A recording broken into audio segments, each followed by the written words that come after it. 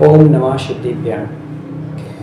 अति इंटरेस्टेड और बड़ा महत्वपूर्ण विषय पर अपन लोग चर्चा कर रहे हैं और वह इंटरेस्टेड विषय है दिनचर्या।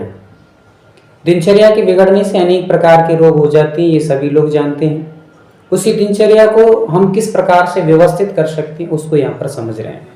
और दिन की चर्या प्रारंभ हो उससे पहले हमें सोना आना चाहिए, और सोने पर हम लोग काफ़ी समय से समझ रहे हैं कि हमें किस करवट आदि से किस पोजीशन में सोना चाहिए, बेस्ट पोजीशन क्या होती स्लीपिंग की, सोने की, इसको समझा। उसके पश्चात अपन लोगों ने समझा था कि किस दिशा में सोने से क्या लाभ और क्या हानियां होती हैं। उसके तत्पश्चात अपन लोगों ने समझा था कि हमें सोना किस तरह चाहिए, ये सारी चीज़ों को अपन लोगों ने समझा।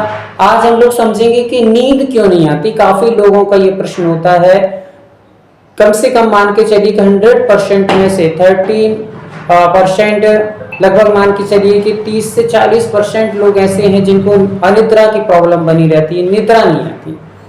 तो उसको हम लोग दो तरीके से समझने का प्रयास करेंगे। एक हम लोग शास्त्रों के अनुसार भी समझेंगे और साइंस के अनुसार भी समझेंगे, ताकि जो शास्त्रों को मानते हैं उनको भी संतुष्टि हो सके, और जो आज साइंस को लेकर के चलते हैं, साइंस को ज़्यादा फॉलो करते हैं, उनको भी संतुष्टि हो सके। ऐसे दोनों विषयों को लेकर हम समझेंगे। शास्त्र को सबसे पहले अपन समझ लेते हैं। शास्त्र में बताया कि नींद क्यों नहीं आती। तो हमारे पास महादोष होते हैं, वात पित्त कफ, 3 प्रकार के दोष होते हैं, वात पित्त और कफ। वात मतलब प्राण वात, और पित्त जो पित्त होता है साधक पित्त, और तीसरा तर्कक कफ। ये 3 जो चीजें हैं ये हमारे लिए तरोताजा बनाती हैं। जैसे मान लीजिए अपन ने प्राणवात की चर्चा करें। प्राणवात क्या होता है? तो प्राणवात हमारे मस्तिष्क को, हमारे सिर को, हमारे फेफड़ों को, हमारे हृदय को नियंत्रित करता, संतुलित रखता है, व्यवस्थित सर्कुलेट करने में ये कार्यकारी सिद्ध होता है प्राणवात। फिर उसके साथ में पित्त की चर्चा करें तो साधक पित्त होता है। साधक पित्त मतलब हमारी भावात्मक जो क्रियाएं होती हैं उनको नियंत्रित बना करके रखता है। कैसे भी विकट से विकट समय भी आ जाए पर हमारी भावनाओं को अतिरिक्त नहीं होने देता, बढ़ने नहीं देता, संतुलित रखता है ना। जैसे क्रोध आने पर बहुत ज्यादा व्यक्ति भावुक होकर के कुछ भी बोल दे इत्यादि, या फिर किसी की ज्यादा प्रशंसा करने पे व्यक्ति ज्यादा वो हो जाता है। तो इस प्रकार से व्यक्ति को ज्यादा बढ़ने नहीं देता, किसी क्षेत्र में बराबर संतुलित मात्रा में रखता है, संतुलित व्यक्ति को व्यवस्थित करके रखता है। ऐसा ये साधक पित्त होता है। फिर कफ की यदि अपन चर्चा करें तो कफ क्या करता है? तो कफ भी हमारे कोशिका तंत्रों को व्यवस्थित रखता है और साथ में चिकनाई पहुंचाता है, जिससे हमारे सारे के सारे जो भी कोशिकाएं हैं वो व्यवस्थित चलती रहती हैं। मशीन की तरह जैसे ऑयल की आवश्यकता होती है वैसे हमारे शरीर को कफ की आवश्यकता होती है। तो उतनी ही मात्रा में कफ प्रदान करता है जो तरपक कफ होता है, वो उतना ही जितने से हमारी मशीन संतुलित रूप से चलती रहे। तो इन तीनों की जब मात्रा अधिक हो जाती है, ये तीनों असंतुलित हो जाते हैं, घट जाएं या बढ़ जाएं, तब जाकर के हमारे लिए नींद की स्थितियां कमजोर पड़ जाती, नींद आना बंद हो जाती है। यदि ये कम हो जाए तो नींद हमें आना बंद हो जाती है, बहुत कम आती है। बढ़ जाए तो काफी लोगों को ये भी शिकायत रहती है हमको बहुत नींद आती, तो नींद भी काफी आती है। तो ये असंतुलित नहीं होना चाहिए। ये हमारा शास्त्र, हमारे वैद्य शास्त्र, हमारे जैन धर्म, हमारे शास्त्रों ने, संतों ने, ऋषि संतों ने ये कहा, ग्रंथों ने ये कहा। अब हम साइंस को लेकर थोड़ा समझें। साइंस कहता है कि हमारे पास जो पीनियल ग्रंथि है, पीनियल ग्रंथि जो हमारे मनो मस्तिष्क के सबसे छोटी जो मसूर के दाने के बराबर एक ग्रंथि होती है, वह ग्रंथि सेरोटोनिन नाम का और मेलाटोनिन नाम का 2 रसायनों को स्रावित मतलब वो निकालती है, जनरेट करती है, रिलीज करती है। और उनको निकालने के कारण से जब वो व्यवस्थित निकलते रहते हैं, समय समय पर चलते रहते हैं, सेरोटोनिन और मेलाटोनिन ये दोनों रसायन हमारे निद्रा में कारण बनते हैं। दिन के समय में ये बहुत कम मात्रा में रहते हैं, रात्रि के समय मात्रा इनकी बढ़ जाती है, जिसके कारण से नींद हमें आती है। अब ये यदि असंतुलित हो जाए तो फिर निश्चित तौर से हमारी नींद में रुकावट आ जाती है, गिरावट आ जाती है, हम फिर थकावट महसूस करते हैं। जैसे ही बात बराबर है, इधर आयुर्वेद ग्रंथ भी, शास्त्र भी जो हमारे कहते हैं वो उन्होंने अपने तरीके से कहा, साइंस ने अपनी तरीके से कहा। बात दोनों की एक सी ही है, शैली कहने की अलग अलग है, बाकी सबका रीजन एक ही है, कारण एक ही है।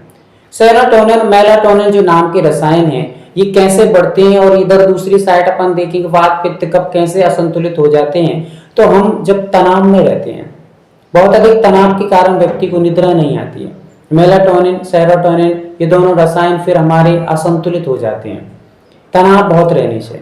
व्यक्ति चिड़चिड़ा हो, बहुत क्रोध करता हो, बहुत अधिक गर्म पदार्थ खा लिए हो, गरिष्ठ भोजन कर लिया हो, अवक्ष भोजन सेवन कर लिया हो, तला हुआ पदार्थ, बहुत चिकना हुआ पदार्थ, बहुत नमकीन पदार्थ, ये पदार्थ खाने से शरीर में जो गर्मी बढ़ती है, उस गर्मी के कारण से हमारा मन मस्तिष्क शांत नहीं हो पाता है। नींद के लिए एकदम शांत रिलीफ चाहिए, आराम चाहिए।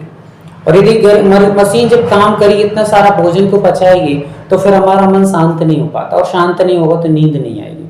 इसलिए मित्रों, बहुत बड़ा कारण ये है कि हम लोग अपने भोजन को संतुलित करें, अपने उठने बैठने की चर्या को संतुलित करें। नींद अनायास आना प्रारंभ होगी।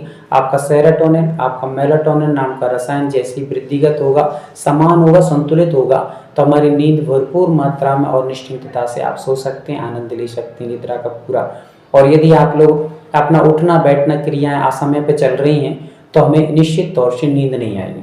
काफ़ी समय हम लोग टीवी में, मोबाइलों में या हमारे और भी कंप्यूटर आदि के वर्क करते रहते हैं। कई लोगों को नींद इसलिए भी असंतुलित हो जाती है कि उनका सोने का तरीका ही समय नहीं है, समय शेड्यूल टाइम फिक्स नहीं है कि हम कभी 10 बजे सोते, कभी 11 बजे सोते, कभी 9 बजे सोते, तो नींद असंतुलित हो जाती। हमारा जो सर्कुलेशन होता है निद्रा का, वो एक टाइम टू टाइम यदि हम लोग व्यवस्थित चलाएं, तो निश्चित तौर से काफ़ी ऐसे साधु संत योगी जो होते हैं और भी घर गृहस्थ में रहने वाले भी श्रावक भव्यजीव जो होते हैं, वे भी यदि समय पे सोते तो उनको समय पे नींद आने लगती है, और समय पे उठते हैं तो समय के समय हमारे अंदर ऐसा रसायन एक रहता है जिसके माध्यम से हमें समय पे नींद आना प्रारंभ होती है और समय पे वो हमें जगा देता है।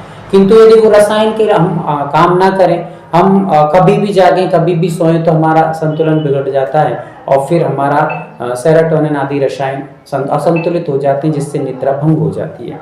इसलिए समय पे खाना, समय पे सोना, समय पे सारी क्रियाएं करना व्यवस्थित तरीके से करेंगे तो हम निद्रा मग्न हो सकते हैं, आनंद ले सकते हैं। अन्यथा हमें अनेक प्रकार की बीमारियां इस निद्रा मात्र के ना आने से। आप स्वयं अनुभव करके देखें, दिन भर की मेहनत में कितना भी मेहनत कर लीजिए, आप इतना थकावट महसूस नहीं करेंगे, पर एक रात पूरा जागेंगे तो आपको बहुत ज्यादा थकावट महसूस होगी। पूरा शरीर आपका एकदम ढीला पड़ जाएगा, कुछ भी काम करने में मजा नहीं आएगा, आपको आनंद नहीं आएगा, आप रुचि पैदा नहीं कर सकेंगे। ना भोजन में आपको आनंद आएगा, ना अपनी क्रियाओं में, पढ़ने लिखने में, ना आप कोई वर्क करेंगे उसमें भी आपको पूर्णता से आप उस वर्क में आनंद नहीं ले सकते, उसमें रुचि नहीं उत्पन्न होगी। तो आप अपने जीवन को स्वस्थ आनंद में बनाना चाहते हैं तो आप समय पर सोने प्रारंभ कर दीजिए।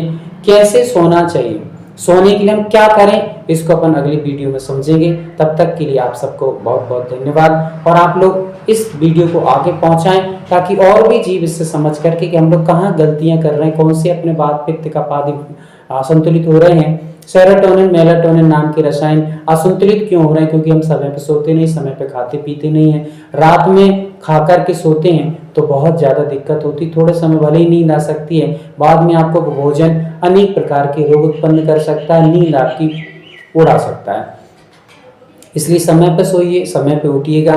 मोबाइल आदि चलाते हैं आप, कम से कम 2 घंटे पहले उसको बंद कर दीजिएगा और फिर शांति से सोने का प्रयास कीजिए। हम कैसे प्रयास करें जिससे हमें नींद आ सकती है, कौन से हम योगा प्राणायाम कर सकते हैं जिससे हमें निद्रा आती है, कौन से हम पॉइंट सर्कुलेट करें, कौन से पॉइंटों को दबाकर अपन लोग निद्रा को ला सकते हैं, किस चीज को खा करके हम अपनी निद्रा को पुनः जीवंत बना सकते हैं, पुनः हमारी निद्रा जागृत हो सकती है, पुनः अपनी नींद पर संतुलन ला सकते हैं, सेरोटोनिन मेलाटोनिन रसायन को पुनः हम जीवंत बना सकते हैं। और क्या करना चाहिए, तो इसको समझने के लिए अगली वीडियो आने वाली है, उसका टाइटल रहेगा हमें सोने के लिए क्या करना चाहिए, आप उसको भी सुनिएगा। आज अपन ने समझा कि हमें नींद क्यों नहीं आती है, आप इसको समझिए, सुनिए और अपने जीवन को पुनः अपने तरीके से सही ढंग से जीने का प्रयास कीजिए। आज वैसे नहीं, आगे मिलेंगे, तब तक के लिए आप आनंद में रहिए, हंसते मुस्कुराते रहिए और जीवन को आनंद में जीते रहिए। इसी का नाम जिंदगी है। ओम शांति।